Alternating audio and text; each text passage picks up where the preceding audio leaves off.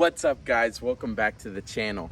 It's been 3 months, almost 4 months, since I've had this beautiful American sex appeal steel baby right here, the Ford Bronco. So I've owned the Bronco for about 3 months now, almost about 6,000 miles. So definitely been a long time. So I wanted to give you guys an update, talk about my ownership experience, talk about how cool it's been, you know, maybe some of the negatives, maybe some of the positives. But overall, let's just go ahead and talk about it. Knocking out what we've actually done to the car that's not stock anymore. Just 2 things, that's it. Other than that, this is a stock 2022 Ford Bronco base. Bow! Window tint, darkest possible window tint. Can't see shit inside. Just honestly makes the car way more cooler in terms of temperature inside too, especially in a hot Texas day. You are cool as can be. And it just, overall better look. You know, with the black roof, definitely black windows, black tint, makes it look a lot more cohesive, makes it kind of flow all together. So overall, definitely recommend getting a window tint no matter where you live, okay? So just a window tint, and then we got fatter tires, baby. You know what fat tires mean? So fat tires mean fatter loads, okay? So you can do way more with it, okay? These are 33-inch tires. They're 275/70/16s. Do I know what the hell that means? Hell no, I don't know what that means, but overall, I know it means one thing. These bitches are bigger. Just overall, better look. Really, that's about it. Just better look. And in terms of driving dynamics, it really hasn't changed that much. Overall, just makes the car look a lot better. Doesn't make it look as cheap. Makes it just kind of flow better. We got a stock 2022 Ford Bronco, okay? Nothing crazy. We don't need to be doing lifts. We don't need to be doing level kits. We don't need to be doing lights, all that shit. No, this is a stock Ford Bronco base, and I like it like that. This is my only vehicle. I ain't rich. I don't have a Corvette in the garage and I just drive this as a daily. No, this is my only daily driver. I've been enjoying the hell out of driving this as my only vehicle. And to talk about certain things, right? Probably number one thing you're asking, the hell is the gas like? It's actually not that bad. It's 20 miles to the gallon. I was averaging 20.4 before I put the fat tires on. Now that I have the fat tires, I averaged 20.1. Overall, not a big difference, but I'll take it. You know, for a 4x4 vehicle with huge amount of ground clearance, this is what you're gonna expect. Okay, if you want fucking 40 miles to the gallon, 35 miles to the gallon, get yourself a hybrid Maverick or something like that. But you're not gonna get that with a 4x4 vehicle. It's just not possible. The only thing, honestly, in terms of the gas that's the most annoying, is just the tank is very, very small. You can only fit about 15 gallons when it's just maxed out. Overall, if you have 15 gallons and you're going 20 miles per gallon, you can only go about 300 miles. So in Houston, I drive a lot. I have almost 6,000 miles on it in 3 months.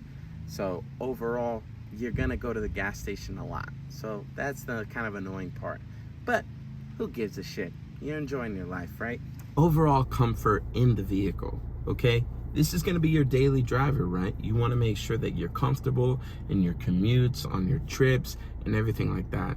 And honestly, I'm super comfortable in this vehicle.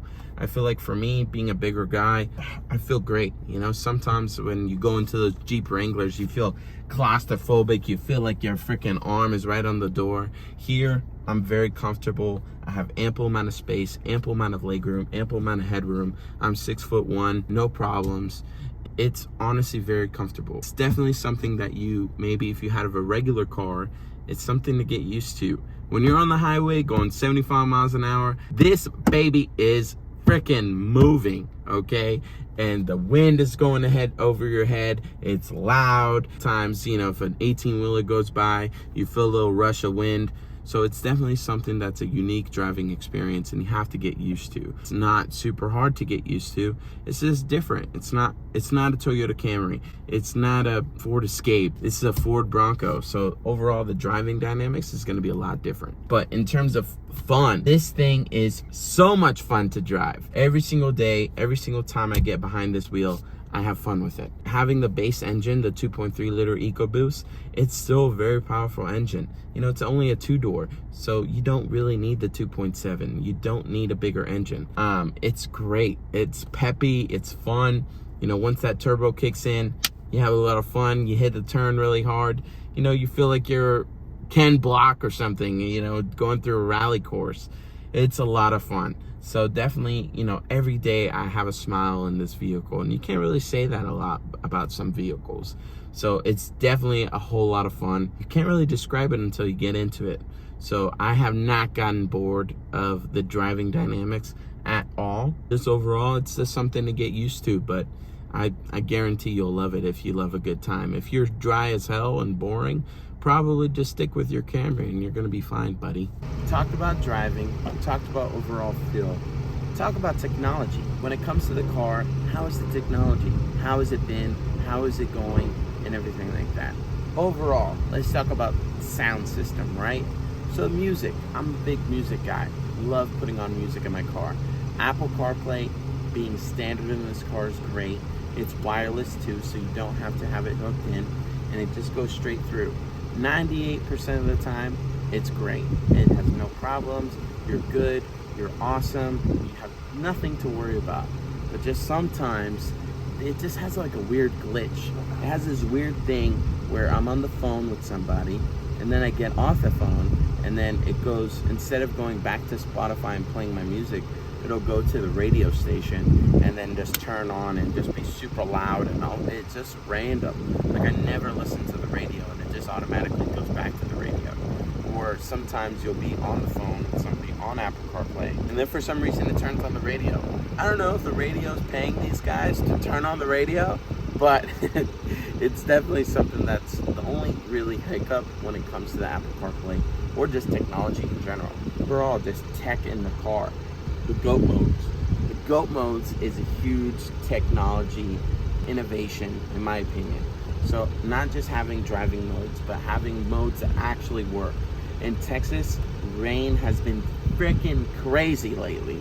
Just raining all the time, flooding, and everything like that. And then using the GOAT modes has definitely just helped me. It gives, and it works. You know, in the rain, using the slippery GOAT mode, it's so awesome. You know, instantly you can feel the car changes. And whenever you're driving in the rain, it gives you a lot more security. It gives you a lot more safety in mind that you're gonna be safe and that you're gonna be okay. So it's definitely something that I recommend. And then for fun times, there's definitely a lot cooler options. So the sport mode, it kind of slips up the traction control a little bit, gets higher RPMs. So that's fun. One other great thing about technology in the car is the Ford Pass app.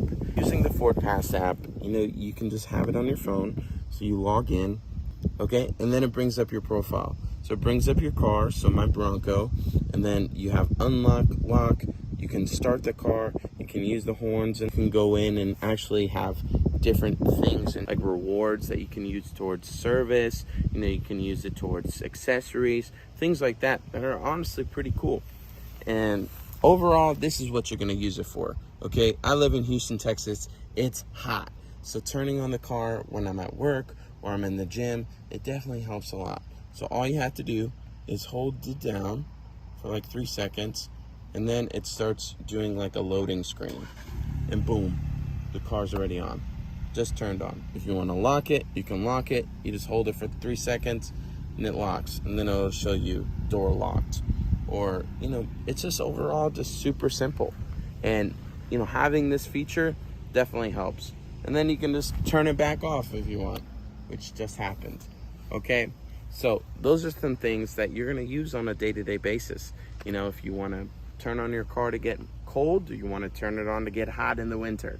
It's definitely something that's really great and you're going to use on a day-to-day basis. All right, so we talked about technology, we talked about the GOAT modes, but there's a separate mode that is not a part of a GOAT mode. It's trail assist. Okay, so all you have to do is go into 4 high or 4 low, okay? And then you hold this button down, okay? You hold it, and then there's gonna be a yellow light. Yellow light means it's on. It's ready to go, okay? So when you have the trail assist, you can do this.